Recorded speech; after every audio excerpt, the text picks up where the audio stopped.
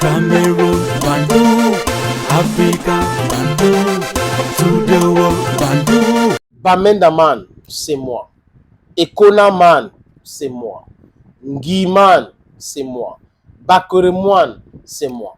Je répète, Bamendaman, Ekonaman, Nguiman, Bakoreman, I'm proudly so your anglophone brother, l'homme, je répète encore, le plus noir de la terre. Seredi, c'est l'ancien capitaine de l'équipe nationale de la Côte d'Ivoire, des éléphants de la Côte d'Ivoire. Monsieur Seredi a parlé de Samuel Eto'o-Fils. Les amis, je vais lire la sortie de Seredi avant de donner mon avis comme d'habitude. Parce que là, il a été un peu long, donc du coup, je préfère vous donner les propos de Seredi exactement, word verbatim, avant de dire tout ce que je pense. Seredi donc, comme je disais tout à l'heure, Seredi Geoffrey, en retraite aujourd'hui, c'est celui qui a gagné la CAN 2015 en tant que capitaine avec l'équipe de la Côte d'Ivoire. Le capitaine Seredi Geoffrey, au sujet de Samuel Eto'o-Fils, il était l'invité sur la deuxième chaîne de télévision ivoirienne, LTI2. Le journaliste lui pose la question qu'en dehors de son ami d'enfance Moulare, on le voit très proche de Samuel Eto'o-Fils. Quels sont leurs rapports? Seredi qui répond: les aînés comme Samuel Eto'o-Fils en Afrique sont des modèles. Les aînés comme Samuel Eto'o-Fils en Afrique sont comme des modèles. En dehors du stade de football où il m'a fait rêver, il est le mari de ma cousine Georgette. Donc Seredi, c'est le beau de Samuel Eto'o-Fils parce que c'est le cousin de Georgette. C'est un grand frère qui m'a beaucoup conseillé, même dans le domaine des affaires. Il m'a dit: petit frère, je sais que tu es de la jet set avec les allures de Duke Saga, mais pense à ta carrière après le football et investis dans l'immobilier. Donc voilà les conseils de Samuel Eto'o-Fils à Seredi. Il m'a dit: petit, partout où tu joueras, achète-toi une propriété. À la fin de ton contrat, tu laisses et tu continues ton chemin. Achète-toi une propriété. À la fin de ton contrat, tu laisses où tu joues et tu continues ton chemin. À bord de son jet privé, à bord du jet privé donc de Samuel Eto'o-Fils, il lui a dit quoi? Il a fait visiter en 3 jours ses immenses propriétés. Donc Eto'o l'a transporté dans son jet privé, ils ont fait le tour. Il a visité la propriété de Samuel Eto'o-Fils à Madrid. Donc il a joué à Madrid. Donc Eto'o, avant de partir de là, a acheté une grosse maison. À Mallorca, il a joué à Mallorca, il a acheté une grosse maison là-bas. À FC Barcelone, au FC Barcelone, Eto'o a acheté une grosse maison là-bas. À Gênes Sampdoria en Italie, il a acheté une grosse maison là-bas. Londres, à Chelsea, il a joué à Chelsea, donc à Londres, il a une grosse maison. À Milan, il a joué à l'Inter, il a une grosse maison. Je connaissais déjà ses propriétés de l'Istanbul lors de l'anniversaire de ma sœur Georgette. Je connaissais déjà ses demeures de Paris. J'y étais avec les Magic System après leur concert à Paris. Écoutez, très bien. Et j'allais à Moscou dans sa résidence avec Didier Drogba, le rendre visite. C'est comme ça que j'ai pu acheter des maisons dans certaines villes européennes où j'ai joué. I hope you're listening correctly.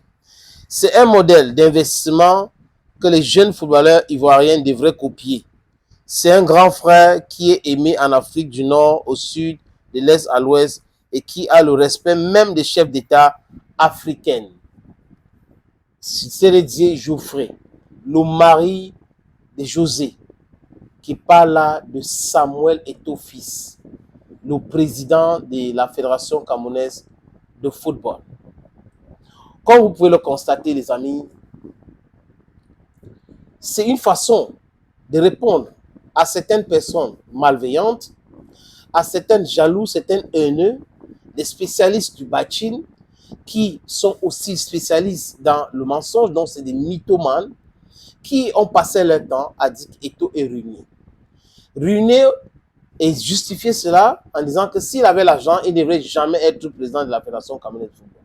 Mais c'est comme si au Cameroun, c'est uniquement Eto'o qui a joué, c'est uniquement Eto'o qui a gagné autant d'argent. Quand vous regardez les autres, ils ont investi dans quoi? Pratiquement rien. X a construit une école à Yaoundé, l'autre a construit une école à Douala, l'autre a construit des immeubles à Yaoundé. C'est tout. Donc, personne d'entre eux n'a créé une industrie pour pouvoir faire quelque chose. Au moins Samuel, par exemple. Il a voulu créer une société de téléphonie mobile. Des gens corrompus à Yaoundé ont torpillé le plan en complicité avec Orange, dont les Français, pour dire, s'ils créent une société de téléphonie mobile, ça va nous renvoyer au village. Beaucoup de gens vont perdre leur travail parce que les Camerounais vont aller acheter la SIM là-bas. Donc, il faut faire ça en sous-traitance. Et ils ont tout fait pour lui envoyer des gens qui ont détruit le business en question. Je parle de cette mobile. En dehors de ça, ils voulaient construire aussi un centre à Kribi, comme Clairefontaine. Qu'est-ce qu'on a fait? On lui a bouffé 120 millions ou 23 millions à Kribi, avec la complicité des autorités camerounaises. Mais, même avec cela, Dieu vient de nous dire que le mec a investi partout en Afrique et partout dans le monde. Et les gens puisent même leur courage pour raconter des boubas pareils. Vous avez quelqu'un qui n'est pas un Camerounais, qui ne dit pas ça pour quelque chose. Non, ce n'est pas pour faire plaisir à qui que ce soit. De façon spontanée, on lui pose une question et il répond. Nous devons apprendre à dissocier la haine et la critique constructive. Nous devons apprendre à ne pas laisser nos activités politiques se mêler de tout. Parce que quand vous vous comportez comme ça, en face, on vous regarde comment? Les gens qui font de l'amalgame, au lieu de parler d'un sujet, parce que les gens peuvent avoir des choses vraiment à reprocher à Samuel et tout, hein, des choses correctes, honnêtes.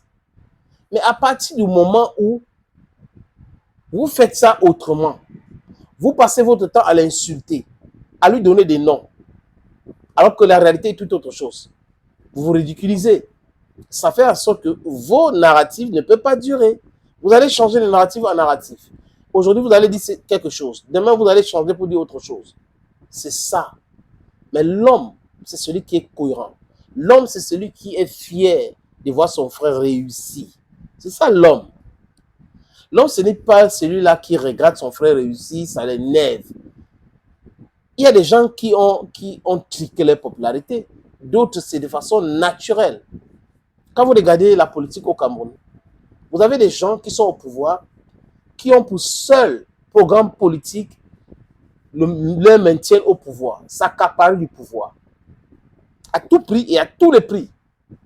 Le reste ne les intéresse pas. Mais vous avez d'autres qui pensent autrement, même s'ils sont dans le même système, le même appareil, où ils soutiennent la même personne qui est en train de causer du tort aux Camerounais. Mais on ne peut jamais avoir les mêmes choix. Ce n'est pas possible. Vous ne pouvez pas obliger les gens à soutenir un type de personne et aux autres de... Non, ce n'est pas possible. Ce n'est pas possible. Donc, changez votre musique. Vous êtes dans le non-sens. Dieu vient de démontrer encore. Thank you, friends. And bye for now.